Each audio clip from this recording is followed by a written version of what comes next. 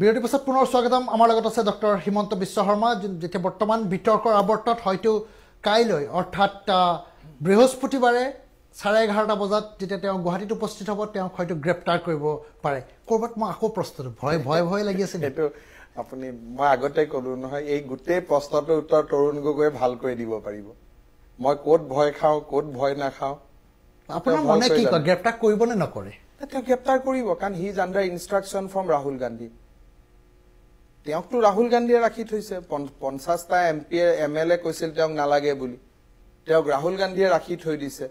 ৰাহুল গান্ধীয়ে কৈ থৈ গৈছে যে হিমন্তক এৰেষ্ট কৰিবই লাগিব গতিকে তৰুণ গগৈ ডাঙৰীয়াৰ এভিডেন্স থাকক নাথাকক বৰপেটা সত্ৰৰ পিছতে আপুনি যদি চাই চেইন অফ ইভেন্টস তেজপুৰৰ পুলিচ মোৰ ঘৰত ব্ৰিজ অফ প্ৰিভিলেজৰ নামত গ্ৰেপ্তাৰ মোৰ পিছত অডিও ভিডিও সাৰ্ভিলেন্স ষ্টাৰ্ট কৰা এই গুটেই কথাবোৰ কৰি আছিল যে ৰাহুল গান্ধী ডাঙৰীয়া নিৰ্দেশ দিছে যে Himanta should be arrested he should be put behind the bar গতিকে Tarun Gogoi helpless he have to কিন্তু ওভাৰনাইট আজি ধৰক ৰাতিৰ ভিতৰত বা মই নাভাবো আৰু যদি কিবা কাৰণত ৰাহুল গান্ধীয়ে ভাবে যে ন হিমন্তটো ভয় নকৰিলে এৰেষ্ট কৰাৰ কথা শুনি কিন্তু ভয়ে নকৰে এতিয়া যদি মোৰটো খলনি হয় বেলেগ কথা বাট আপুনি হাজু এইটো কি ডাঙৰ কথা নো জেললৈ যাবলৈ এইটো কি কথা এইটো কি সৰু কথা এইবিলাক কথা কলো নহয় লক্ষ্য যেতিয়া স্থিৰ থাকে তেতিয়া বাকি কথাবিলাক কোনো ইস্যুৱে নাহে লক্ষ্য বিজেপি চৰকাৰ অসমত গতিকে যেতিয়া সেইটো স্থিৰ আছে বাকিটো এনেকুৱা ঘটনা আহিবই নহয় মইতো আপোনাক কৈছো এইটো নহয় আউট অফ ফ্ৰাষ্ট্ৰেচন এটা সময়ত অসমত মই নামটো কব খোজা নাই এজন ব্যক্তি নিৰ্দেশত লাষ্ট ইলেকশনৰ 7-8 দিন আগত মোৰ ওপৰত ফায়াৰিংও হ'ব পাৰে কাৰণ মোৰ পৰা সিকিউৰিটিবোৰ উইথড্ৰ কৰিছিলে গতিকে এইবাৰ ইলেকশনত আপুনি ইমানলৈকে ৰেডি হৈ থাকক যে হিমন্ত বিশ্ব শৰ্মাৰ তেজেৰে এই নিৰ্বাচন হ'ব পাৰে ইমানটোলৈকে যাব পাৰে হেতু কাৰণে আপুনি সংকিত নহয় মই সংকিত এক্সট্ৰা সিকিউৰিটি নিবিচাৰিব যদি আপুনি ইমানে আছে লৈ গলে কৰিছে এটা কোৱা হৈছে যে আপুনি এৰেষ্ট কৰিব বুলি ভয়ত আপুনি বিদেশলৈ ভ্ৰমণ কৰিলে বাংলাদেশলৈ গৈছিল সিম্পল কথা মই ঢাকাত 2 মাহৰ মুৰে মুৰে এবাৰ মই যাব লাগে এবছৰলৈকে কিবা এটা মোৰ ৰিলিজিয়াছ ভাও এটা আছে গতিকে মই সিদিনাখনে স্মৃতি ইৰাণীৰ মিটিং কৰিয়েই মই যাব লাগে সৰ্বানন্দ সোণোৱাল ডাঙৰীয়াই জানে কলিকতাত মোৰ লৰাটোৰো এটা কাম আছিলে গতিকে দুদিনৰ কাৰণে মই সৰ্বানন্দ সোণোৱালৰ পৰা আজিৰ পৰা 7 দিন আগতে ছুটি লৈ থৈ দিছিলো যে দুদিন মই নাথাকো বুলি কিন্তু যেতিয়া মই গম পালো একেদিনে ঘূৰি আহিলো আৰু 2 মাহৰ মুৰে মুৰে মই কিবা সব মানুহে থাকে না ৰিলিজিয়াছ ভাও এটা মোৰ কিবা এটা ৰিলিজিয়াছ কিবা এটা আছিল যে 2 মাহৰ মুৰে মুৰে মই এবাৰ যাম ধৰ্মীয় উপাসনাৰ কাৰণে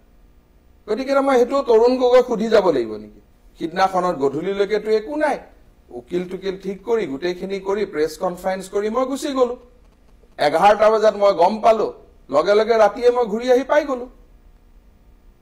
এইটোত কি ডাঙৰ কথাটো হৈছে মানুহ কি কতো নাযাব নেকি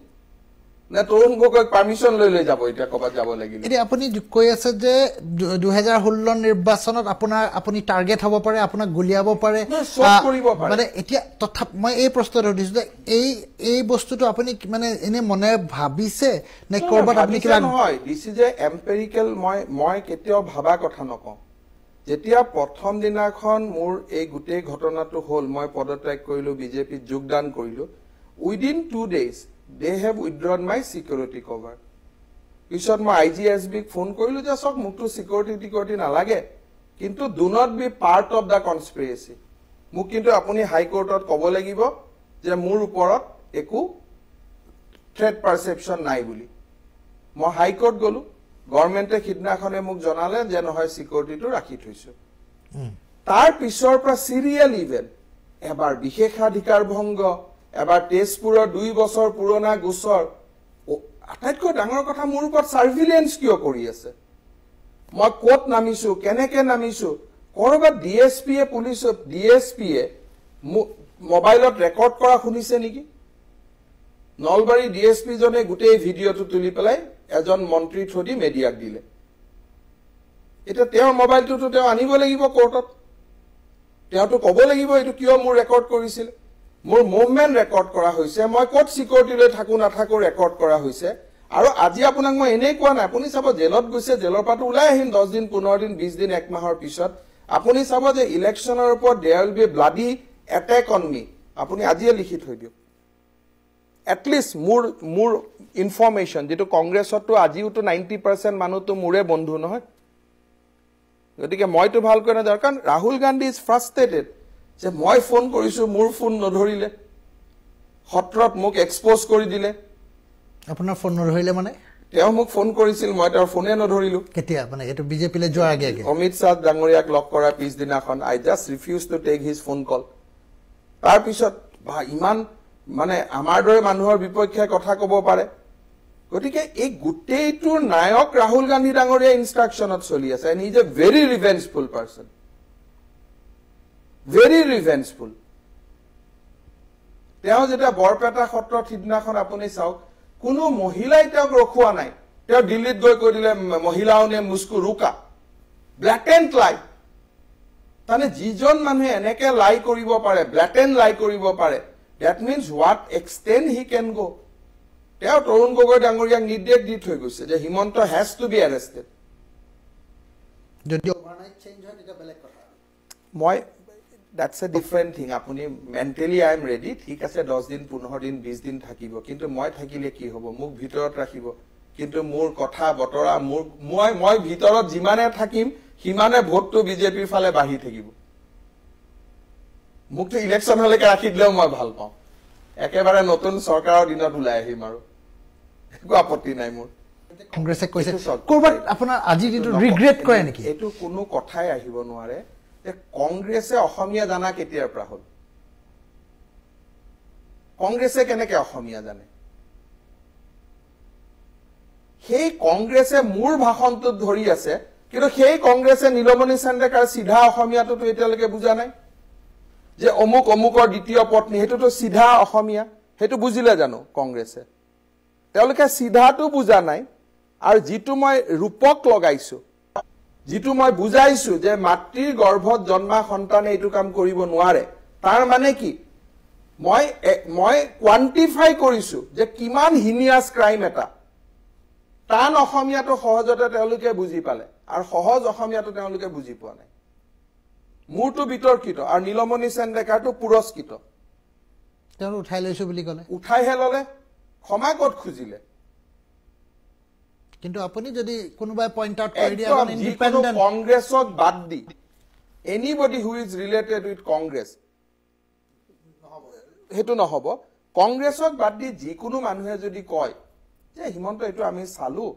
গুটেইটো মই গুটেইখিনি তেওঁ জুনে চাব খুজে তেওঁ ভিডিওটো দি দিম যে গুটেইখিনি চালু চাই কিন্তু এনেকুৱা এটা ধাৰণা হৈছে যে কবাত স্পিচটো ভুল হৈছিল নেকি 1 মিনিটত মই ক্ষমা খুজিম কাৰণ ভাৰতীয় সংস্কৃতিৰ আন এটা ডাঙৰ উপাদানটোৱে হৈছে যে ক্ষমা বিচৰাৰ যেটো সাহস মানুহক মাৰিব সাহস নালাগে ক্ষমা বিচাৰিব সাহস লাগে আজি নীলমণি চান্দেকাই কিয় ক্ষমা বিচাৰিব পৰা নাই কাৰণ ক্ষমা বিচাৰাটো ডাঙৰ সাহস সেই সাহসটো তেওঁৰ নাই কিন্তু মই ভাবো ক্ষমা বিচৰাৰ সাহসটো মোৰ আছে মোক এজন মানুহে মাত্ৰ কৈ দিয়ক যে ইট ওয়াজ ৰং 2 মিনিটত ক্ষমা খুজিম এতিয়া ধৰক আপোনাৰ কিছুমান মানে অতীতৰ কথা কৈ আছে যেনেকৈ আপুনি টাডা গোচৰত আপুনি গ্ৰেপ্তাৰ হৈছিল তেওঁলোকে মোৰ অতীতটো বুজক মই মেট্ৰিকত ভাল ষ্টুডেন্ট আছিলো ইউনিভাৰ্চিটিত মই 3বাৰ গোল্ড মেডেল পাইছিলো মই কটনৰ এজন জেনেৰেল সেক্ৰেটাৰী যিজন 3বাৰকৈ জেনেৰেল সেক্ৰেটাৰী মই হৈছিলো মই ক্লাছ 5ৰ পৰা একাডেমি স্কুলৰ মই ইউনিয়ন সোসাইটিত আছিলো মই ডক্টৰেট কৰিছিলো তেওঁলোকে মোৰ ভাল অতীতখিনি বুজক অসমত টকা পইচা নোহোৱাকৈ এডুকেশ্যনত কিমান মানুহক নিযুক্তি দিলো এনআৰএইচে মই কিটো হাইটত লৈ গলো তেওঁলোকে মোৰ অতীত বুলি ক'লেতো তেওঁলোকে কোৱা অতীতটো নহব নহয় তেওঁলোকে অতীতটো মোৰ বনাই কওক যে কোনটো অতীতত মোৰ খুঁত আছে কৈছে যে জেলত গৈছে জেলতটো যাবই লাগিব যেতি আজি মই জেলত নাযাম নেকি অহাকালি মই জেলত নাযাম নেকি not for corruption not for any criminal action but for a cause কালি তো মই জেলত যাম হেবলি 20 বছৰ পিছত মোৰ কোনোবাই ক'ব নেকি হিমন্ত বিশ্ব শৰ্মা জেলত গৈছিল তৰুণ গগৈ জেলত ভৰাইছে জেলত গৈছো but did anything proved এটা তেওঁলোকে হয়তো আমি কিছুমান মন্তব্য শুনি আছো মন্ত্ৰীৰ বা কংগ্ৰেছৰ নেতাৰ যে আমি সেই কেছবিলাক আমি পুনৰ ৰিওপেন কৰা কেনেকৈ ৰিওপেন কৰিব এইটোৱে তৰুণ গগৈ ডাঙৰীয়া মূৰত কি সোমাইছে মই বুজি পোৱা নাই সুপ্ৰিম কোৰ্টে 2বাৰ বন্ধ কৰা হাই কোৰ্টে 3বাৰ বন্ধ কৰা সেই কেছ ৰিঅপেন কৰবাত হয় নেকি এনেকে যে সেইকাৰণে মই বুজাইছো না যে জ্ঞানৰ অভাৱ নলেজৰ লেক অফ নলেজ আৰু নহলে হয়তো কোনোবা পুলিচ অফিচাৰে কৈ দিছে স্যাৰ মোক কমিশনাৰ পুলিচ দি দিয়ক মই খুলি দিম তেনেকুৱাও মানুহ আছে আমাৰ মাজত গতিকে তেনেকুৱা মানুহ যদি কোনোবা মিছলিড কৰিছে বেলেগ কথা কিয় নুখুলে আজি ইমান দিনটো কৈয়ে আছে প্ৰথম এই খোলাৰ কথাটো কৈছিলে তৰুণ গগৈ ডাঙৰীয়াই 2014 চনৰ জুলাই মাহত আজিলৈকে খুলিয়ে আছে দেখোন মোৰ গাত যদি অকণমানো চেকা থাকিলহেঁতেন তৰুণ গগৈ মোক কেতিয়াবাই জেলত নভৰালেহেঁতেন নেকি বিদ্ৰোহ কৰাৰ পৰা এতিয়ালৈকে 2014 চনৰ প্ৰথম জুলাই মাহত কৈছিলে ৰকিবুল হুছেইন ডাঙৰীয়া আৰু তৰুণ গগৈ ডাঙৰীয়াই যে টাডা কেছ খুলিয়ে থাকিলে দেখোন আজিলৈকে গৈ গৈ গৈ গৈ শেষে হল এতিয়া মইহে তেওঁলোকৰ বিৰুদ্ধে খুলিম গড় হত্যা কেনেকে হৈছিলে কি হৈছিলে উলুটাহে পৰিব আৰু 2 মাহ পিছত